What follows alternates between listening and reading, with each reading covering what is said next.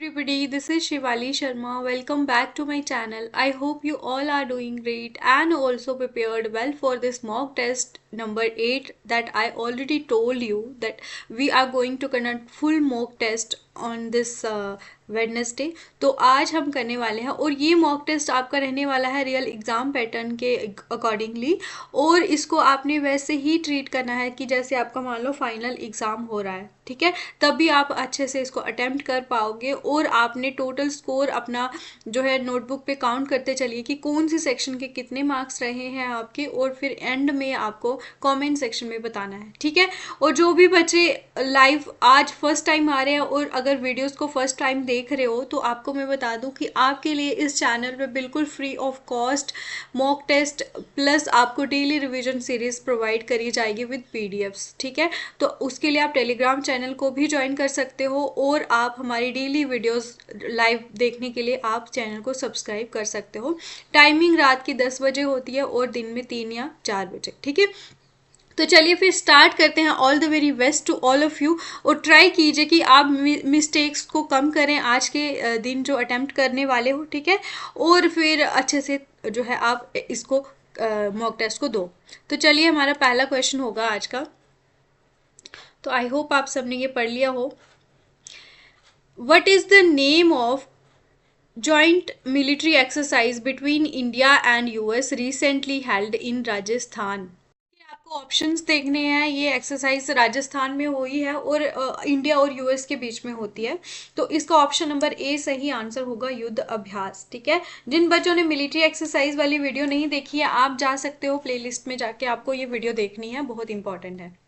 Question number second is which country is the host of world audio visual and entertainment summit waves? तो ये जो है इसका host कौन कर रहा है?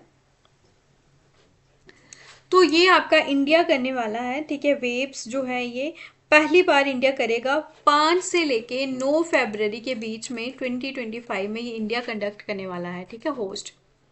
और इसका यहाँ पे सही कर लेना, ये ऑप्शन नंबर सेकंड होगा, थर्ड लिख दिया हुआ है, ठीक है। तो चलिए नेक्स्ट क्वेश्चन करते हैं हम। विच स्टेट गवर्नमेंट रिसेंटली लॉन्च मुख्यमंत्री नगर उन्नयन प्रकल्प स्कीम? ये जो है मुख्यमंत्री नगर उन्नयन प्रकल्प स्कीम जो है ये कौन सी स्टेट गवर्नमेंट ने ये आपका रिसेंटली लॉन्च करा है? तो इसके ऑप्शंस देख सकते हो और जल्दी से इसका आंसर बताना है आपको। तो इसका सही आंसर होगा आपका ऑप्शन नंबर बी, ठीक है। ये स्कीम देख लो और फिर इसका सही answer. Question number fourth is recently Ministry of Power has inaugurated Computer Security Incident Response Team CSIRT Power Facility in which city? तो ये कौन से सिटी में इनैगोरेशन हुआ है इसका? तो ये हुआ है न्यू दिल्ली में, ठीक है। Option number A is the right answer. Question number fifth is which day is observed as world gorilla day every year? हर साल ये आपका ऑब्जर्व करा जाता है। तो ये काफ़ी इंपॉर्टेंट क्वेश्चन है। डेज के ऊपर एक दो क्वेश्चन आपको ज़रूर देखने को मिलने वाला है। इसका सही आंसर होगा आपका ऑप्शन नंबर सी, यानी कि 24 ऑफ सितंबर। Sixth question is which state government recently launch CM Swasthya scheme to provide financially support to deserving students?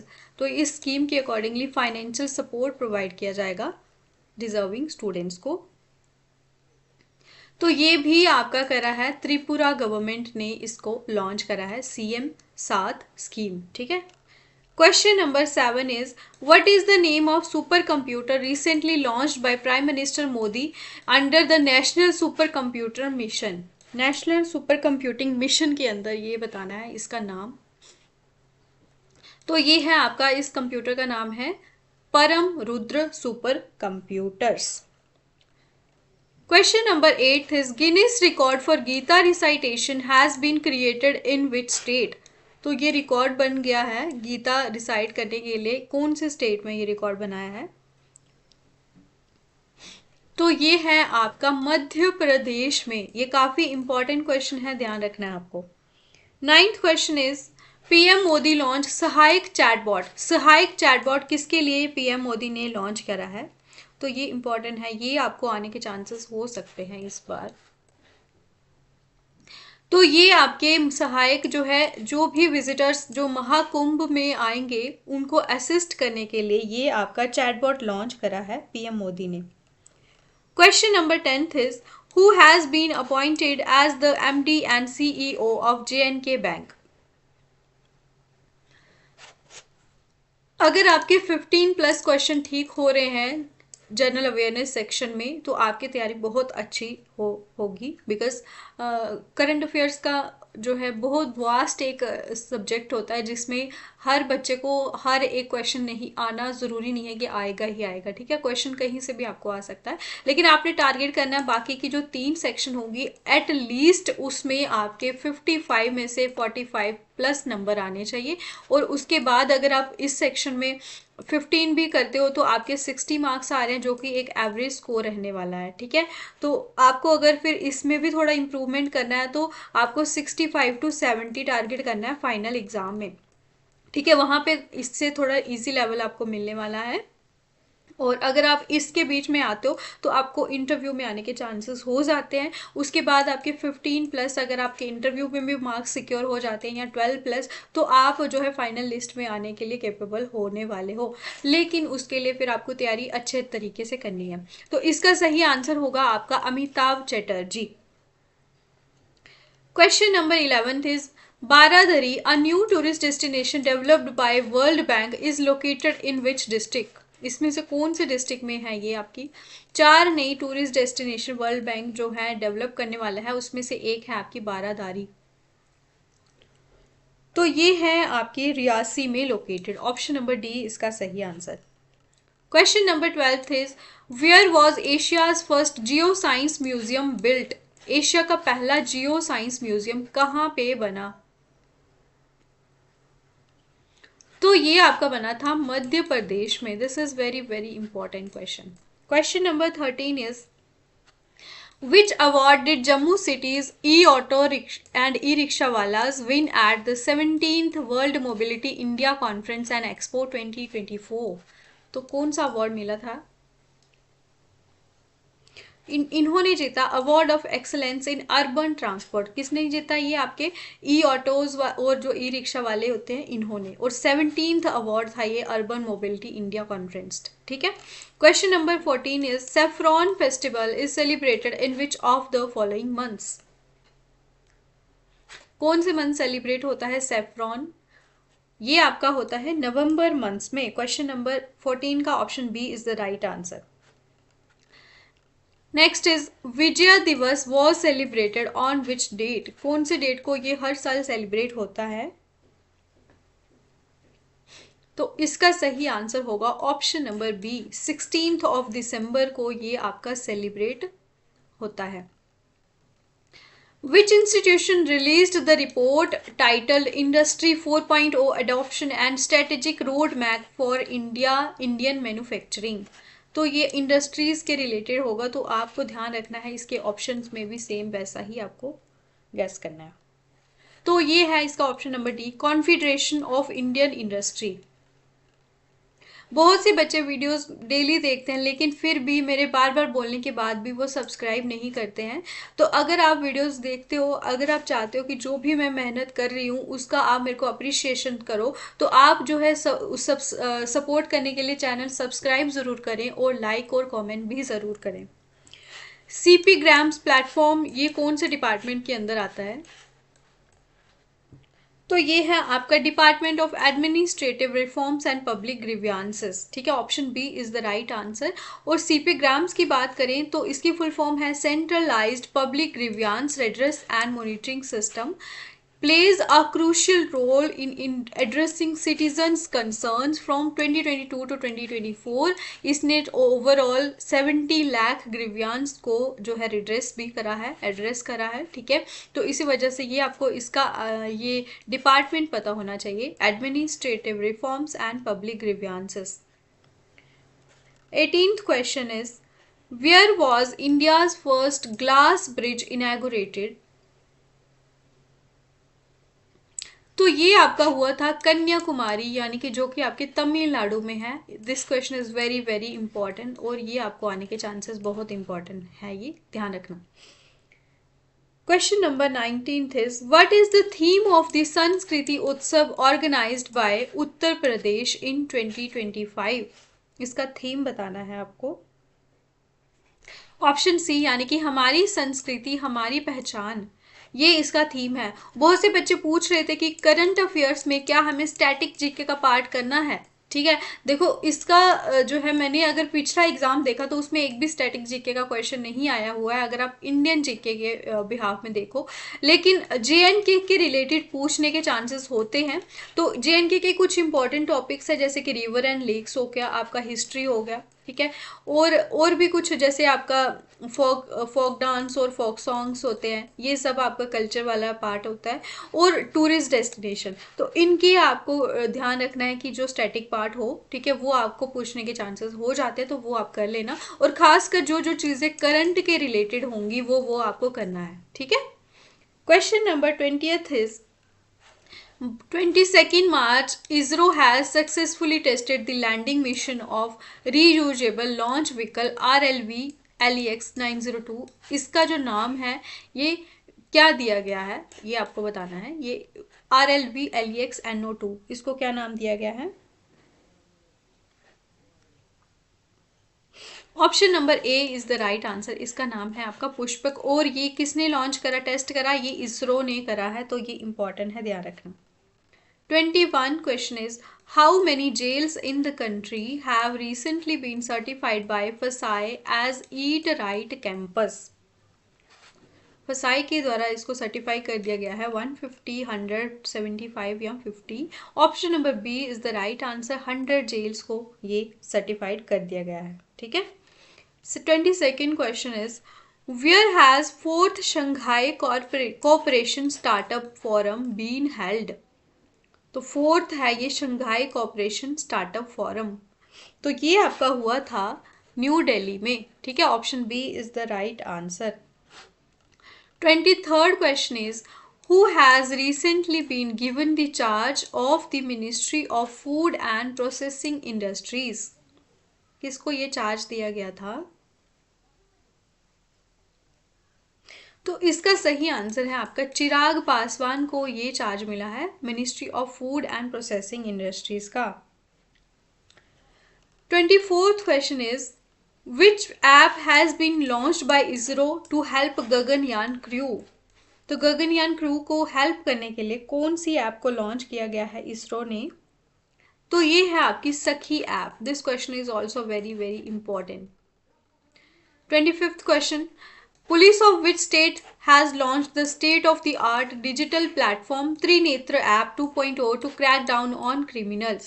Criminals को जो है जवाब देने के लिए ये ऐप लॉन्च किया गया है, कौन सी स्टेट पुलिस ने? तो इसका सही आंसर है आपका ऑप्शन नंबर बी। तो यहाँ पे हमने करंट अफेयर्स के 25 क्वेश्चंस कंप्लीट कर दिए हैं। आपका स्कोर बताना है आपने कितना आया है, ठीक है। और इसी के साथ अभी हम करने वाले हैं कंप्यूटर सेक्शन के 15 क्वेश्चन टारगेट। तो you have to make sure that you should secure 12+ marks, ठीक है। तो 15 में से 12 क्वेश्चन मैंने जो है इजी रखे हैं और बाकी 3 क्वेश्चन है जो थोड़े से टफ है। The term Pentium is related to, Pentium जो है कि किसके रिलेटेड है ये टर्म? तो ये है आपका माइक्रो प्रोसेसर चिप होता है, ये आपको ध्यान रखना है। और इसको बिल्ड करा है इंटेल कॉर्पोरेशन ने 1993 में, ठीक है, ये आपको ध्यान रखना है। 27th क्वेश्चन इज, इसको ध्यान से पढ़ना है आपने, which among the following is the expanded form of ENIAC? तो ये कंप्यूटर है, इसका आपको बताना है फुल फॉर्म। तो इसका सही आंसर होगा आपका electronic numerical integrated and computer. तो ये कंप्यूटर ध्यान रखना है आपने, कैलकुलेटर नहीं करना है। Option number B is the right answer. 28th is, which among the following is a malware program that replicated itself in order to spread to other computers? तो ये मालवेयर प्रोग्राम है, ये अपनी कॉपीज क्रिएट करता है ताकि ये दूसरे दूसरे कंप्यूटर्स में भी स्प्रेड हो जाए। तो क्या इसका सही आंसर होगा? ऑप्शन बी, यानी कि इसको बोला जाता है कंप्यूटर वॉर्म। तो ये काफ़ी ज़्यादा डेंजरस होता है और ये इनविजिबल भी होता है, that's why this is very very important. Which of the following is renamed at Microsoft Word 95? Microsoft Word 95 का भी नया नाम क्या दे दिया गया है? विंडोज 1.0, 3.0, 4 या 2? जल्दी से आंसर बताएं इसका। इसका सही आंसर होगा option number A, Microsoft Windows 1.0 is the right answer. Which one of the following keys is use to zoom out the desktop? Desktop को जूम आउट करने के लिए बताना है, कौन सी की यूज होती है? ऑप्शन नंबर डी यानी कि विंडोज लोगो की प्लस माइनस की। ऑप्शन नंबर डी इसका सही आंसर होगा, प्लस एंड माइनस की दोनों आपको प्रेस करना है। 31st question is LCD scanner and printer are dash devices. तो ये स्कैनर, प्रिंटर और एलसीडी ये सब कौन सी डिवाइसेस हैं? हार्डवेयर, सॉफ्टवेयर, ह्यूमन वेयर या फर्मवेयर? तो ये काफ़ी इजी क्वेश्चन होगा, सबको आना चाहिए। ये हार्डवेयर डिवाइसेस हैं। Next is dash is the unauthorized use, duplication और सेल ऑफ कॉपीराइटेड सॉफ्टवेयर। तो आप अगर कॉपीराइटेड सॉफ्टवेयर का अनऑथराइज तरीके से यूज करते हो और उनकी डुप्लीकेट कॉपीज बना के सेल भी करते हो, that is known as pirated software. This is very very important and ये क्वेश्चन आपको आने के चांसेस होते हैं।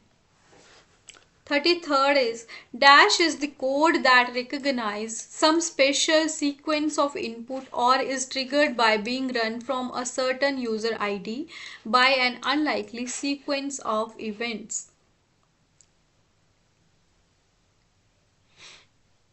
तो ये एक तरह का कोड होता है, ठीक है। ये कुछ आप जो भी इनपुट देते हो, कुछ सीक्वेंस उसको ये रिकॉग्नाइज याद कर लेता है, ठीक है, और फिर बाद में उनको यूज करके ये आपके कंप्यूटर सिस्टम को हैक कर सकता है।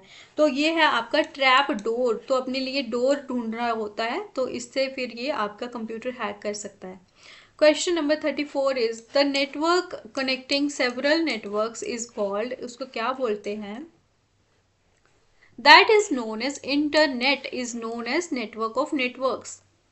और लास्ट क्वेश्चन होगा हमारा, नहीं अभी तो नहीं है। What is the size of IPv6 address का साइज क्या होगा?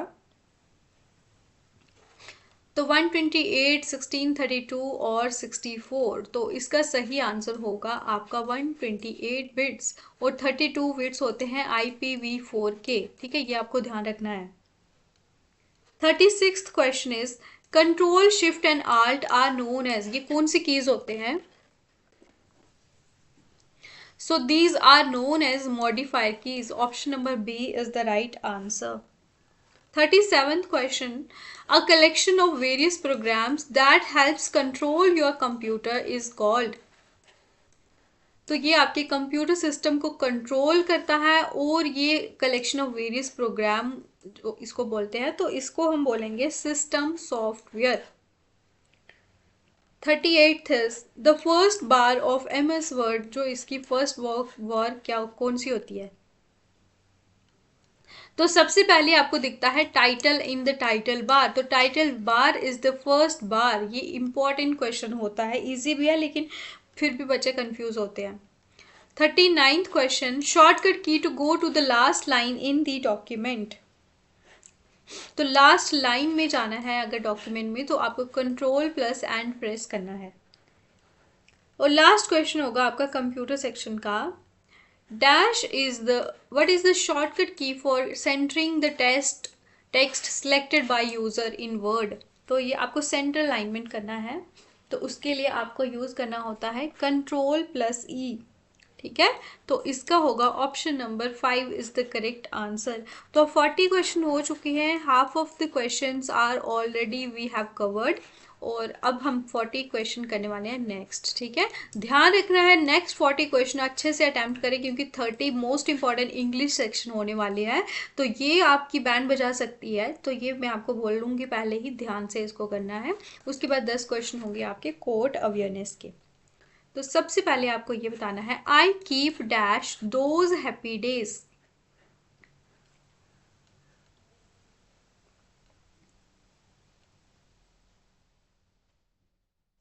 जल्दी से बताएं। तो इसका होगा option number 4, looking back on those happy days. ठीक है, उस उन दिनों को मैं याद करता रहता हूँ जो कि उस टाइम बहुत अच्छे दिन थे। तो आपकी अगर कुछ ऐसे दिन होंगे तो वो स्कूल डेज होंगे, ठीक है, तो उसके लिए आप ये फ्रेज यूज कर सकते हो। Next is please dash your grandfather when you go to the market. तो इसका भी आंसर होगा लुक इन ऑन। तो लुक इन ऑन का मतलब होता है कि आपको विजिट करिए अपने ग्रैंडफादर के यहाँ जब आप मार्केट जाते हो, ठीक है। 43rd question is I dash hear from her within a week. तो I look to hear from her within a week. तो लुक टू का मतलब होता है एक्सपेक्ट करना, ठीक है। I expect hear from her within a week, कोई भी अच्छी न्यूज एक्सपेक्ट करना, ठीक है। तो ये होता है। नेक्स्ट अभी आपको एरर बतानी है कि कौन से पार्ट में इसकी एरर होगी। Ashok married with Rekha last month, no error.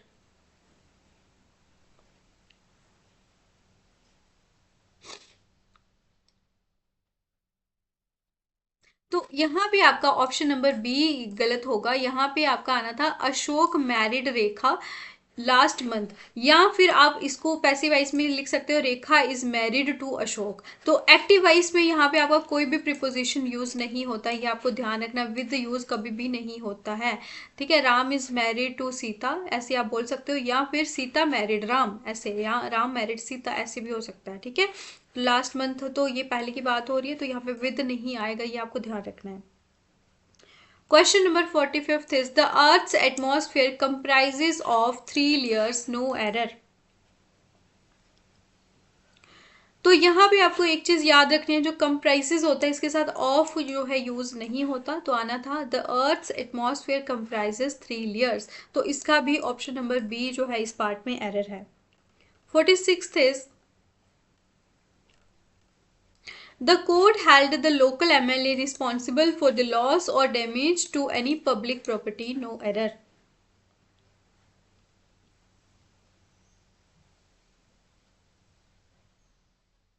तो यहाँ पे आपका लॉस के साथ आपका ऑफ भी यूज होना था, तो इसी वजह से आपका option C is the correct answer, और यहाँ पे इस पार्ट में आपका एरर है, ठीक है। तो अब हम यहाँ पे करने वाले हैं कुछ सिनोनियम्स।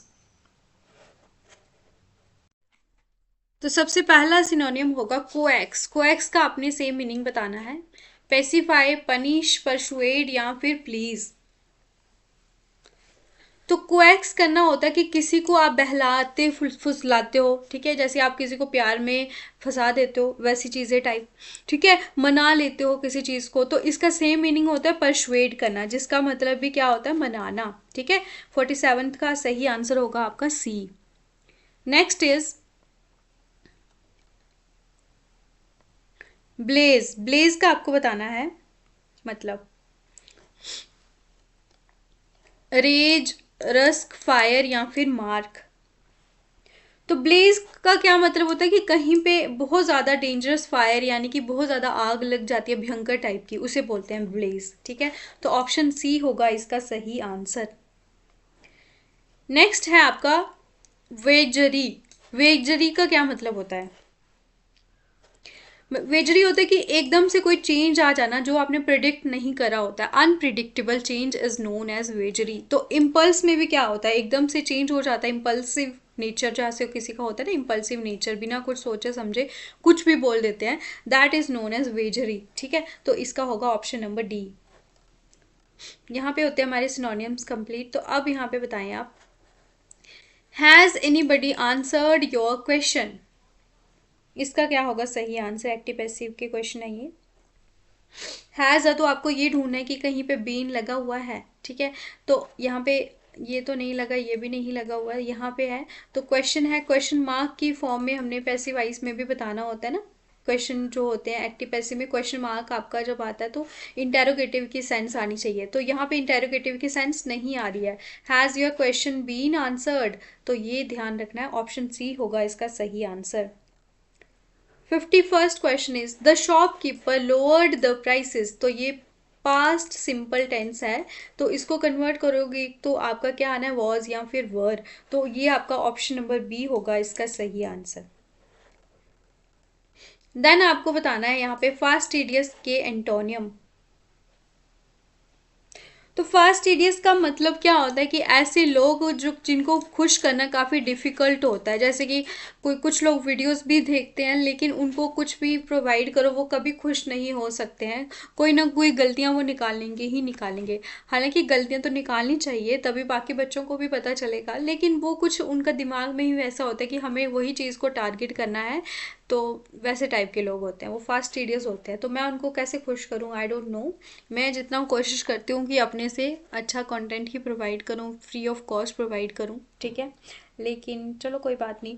तो इसका सेम जो है आपको एंटोनियम देखना है। तो ऐसे लोग होंगे जो काफ़ी ज़्यादा जल्दी एडजस्टेबल होंगे, उसे बोलते हैं, ठीक है। वो जल्दी खुश हो जाते हैं, उनके लिए कुछ भी थोड़ा बहुत कर लो वो एडजस्टेबल हैं। कुछ लोग जैसे होते हैं हमारी लाइफ में भी, ठीक है।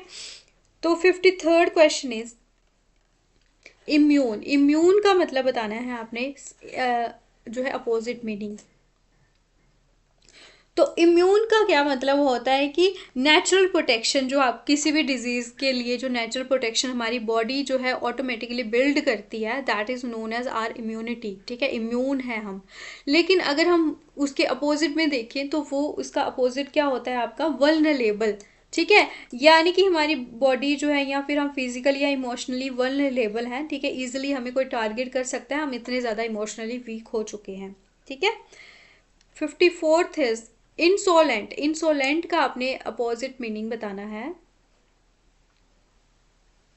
तो इंसोलेंट जो मतलब होते हैं जिन मतलब लैक ऑफ रिस्पेक्ट, अगर हम बात करें ऐसे लोगों की, ठीक है, जहाँ काफ़ी ज़्यादा रूड होते हैं तो उनकी कोई भी रिस्पेक्ट नहीं करता, ठीक है। That people are known as insolent. और इसके अपोजिट में देखें तो जो काफ़ी हम्बल लोग होते हैं, ठीक है, जो घमंडी नहीं होते हैं, वो अपने आप को प्राउडी नहीं फील कराते दूसरों के सामने, तो ये होता है आपका इसका सही आंसर। नेक्स्ट है, अब करना है आपको इसके नरेशन के क्वेश्चन है। They said the boy will soon be found and we will bring him. तो इसका होगा option number B. They said that the boy would soon be found, will converted to would, ठीक है। और फिर and that they would, फिर again will converted to would bring him, ठीक है। Option number B is the right answer. बाकी सब में विल आ रहा है, ठीक है। यहाँ पे आपका ऑट तो अपने से ही आ गया, तो ये सारे के सारे ऑप्शन होते हैं गलत। ऑप्शन बी इसका सही आंसर होगा। 56th question is the lady said that they had been witnessing the programme. तो they had been witnessing the programme है, तो इसका सही आंसर क्या होगा।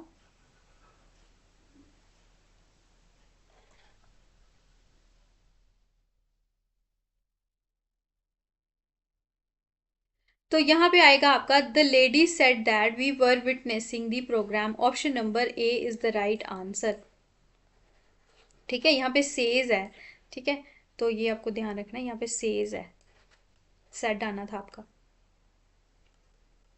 The principal told us wait here till I return.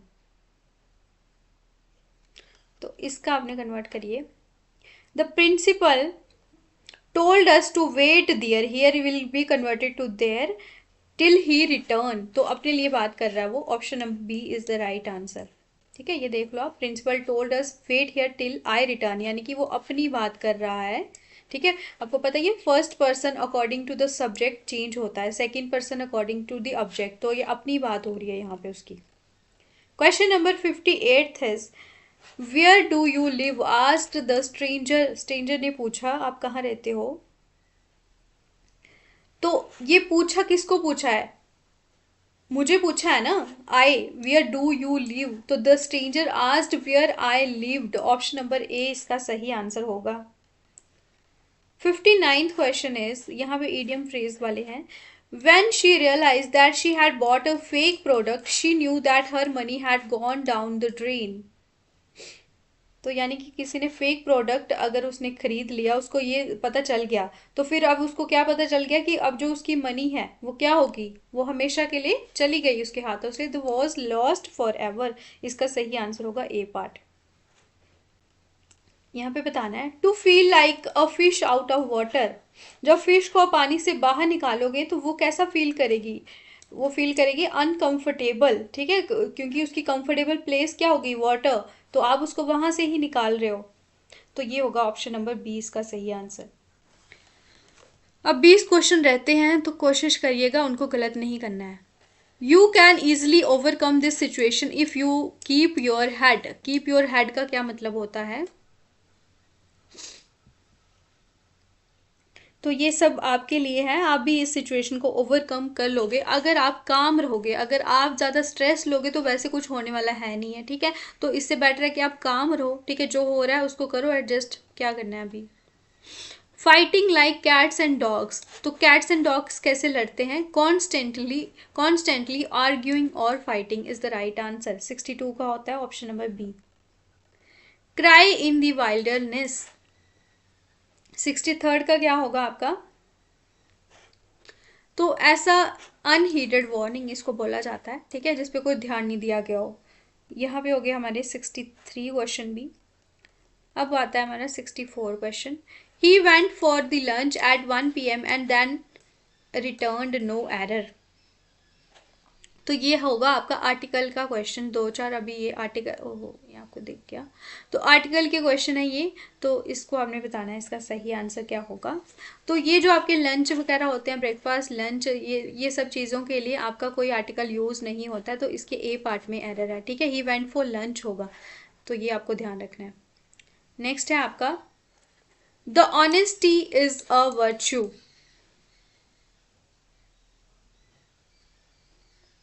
तो ऑनेस्टी क्या है आपका? एक एब्स्ट्रैक्ट नाउन है। क्या है? Abstract noun. तो इसके पहले आपका कोई भी आर्टिकल नहीं लगता, तो यहाँ पे आना था आपका ऑनेस्टी इज अ वर्च्यू। इसके ए पार्ट में आपका एरर होगा।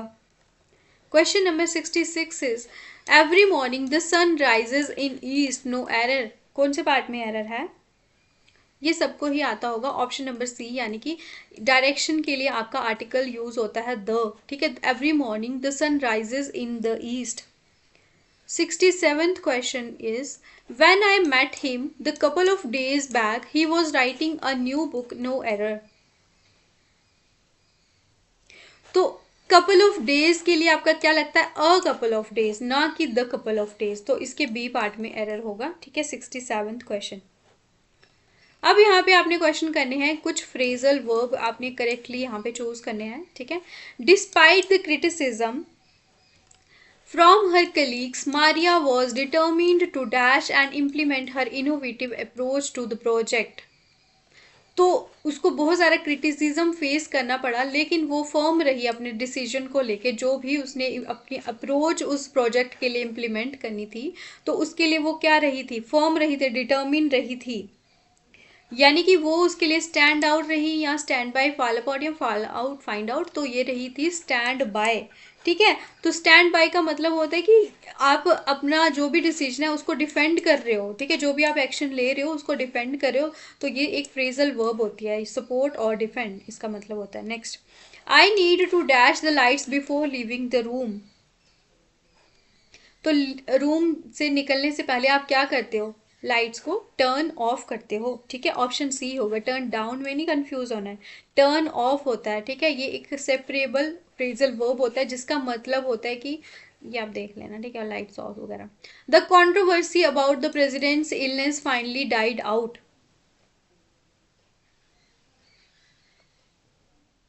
तो यहाँ पे क्या यूज होगा आपका? तो यहाँ पे आपका आना था died down. The controversy about the president's illness finally died down. Option number A होगा इसका सही आंसर, ठीक है। यानी कि अभी वो उसकी प्रेसिडेंसी जो है वो खत्म हो रही है। जो कंट्रोवर्सी चल रही थी उसकी प्रेसिडेंसी की, बीमारी है यानी कि प्रेसिडेंट बीमार है, वो भी खत्म हो चुकी है, डिमिनिश हो चुकी है। तो ये आपको ध्यान रखना है। तो यहाँ पे हमारे इंग्लिश के क्वेश्चन होते हैं कंप्लीट। अब हम 10 क्वेश्चन करने वाले हैं कोर्ट अवेयरनेस के, तो वो आपको ध्यान रखना है, अच्छे से परफॉर्म करना है इसमें। Person declared guilty by the court is called. तो उसको आप क्या बोलते हो? जिस पर्सन को कोर्ट के द्वारा गिल्टी प्रूफ कर लिया जाता है, तो उसे बोलते हैं हम पर्सन इज कन्विक्टेड, ठीक है। तो ये होगा आपका ऑप्शन डी। अभी तक आपको पता है 71 क्वेश्चन है। तो ये आपको पता नहीं है कि इसमें कितने एफर्ट्स लगते हैं इतने क्वेश्चंस बनाने में, फिर पीडीएफ्स बनाओ, फिर अपलोड करो, वीडियो बनाओ। लेकिन प्लीज़ आप इसके लिए सब्सक्राइब कर लें, बस इतना काफ़ी है। Question number 72 is an act और omission made punishable by law, उसे आप क्या बोलते हो? ऐसे एक्ट को बोलते हैं जो कानून की नज़रों में गैर कानूनी है, यानी कि उसके लिए सज़ा मिल सकती है, that is known as offence.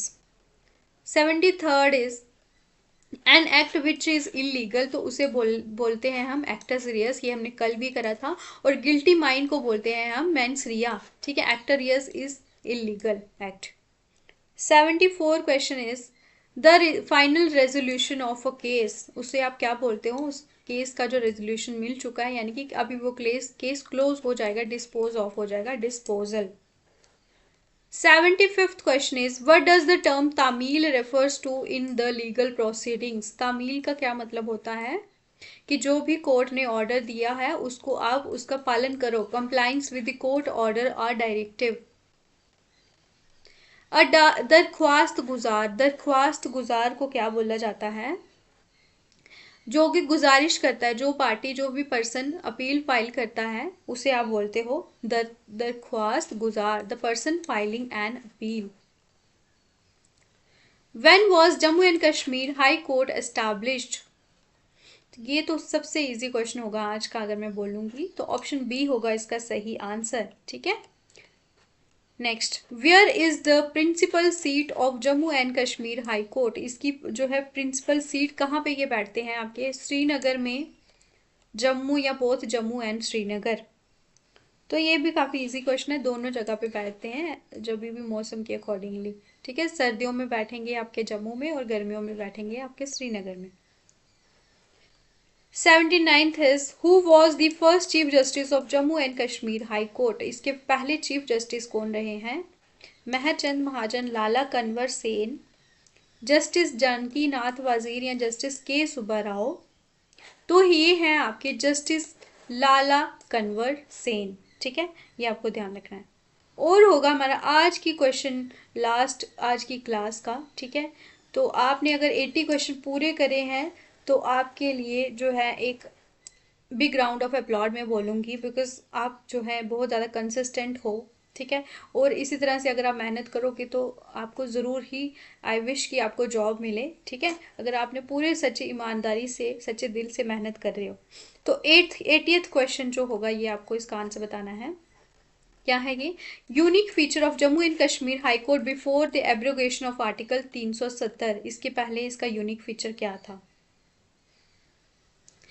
तो इसका जो है ओनली स्टेट ऑफ JNK में इसका जो रिस्ट्रिक्शन था, अभी इसका लद्दाख में भी था, तो ये आपको ध्यान रखना है, ठीक है। तो ये हो गए हमारे 80 क्वेश्चन कंप्लीट, ठीक है।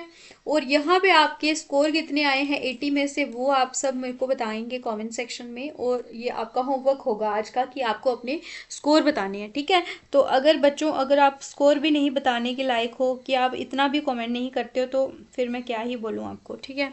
चलो फिर मिलते हैं आपको नेक्स्ट क्लास में। आपको क्लास कैसी लगी हो इसके बारे में भी ज़रूर बताएं, और ज़्यादा से ज़्यादा अपने दोस्तों को भी ये क्लासेस को शेयर करें, ठीक है।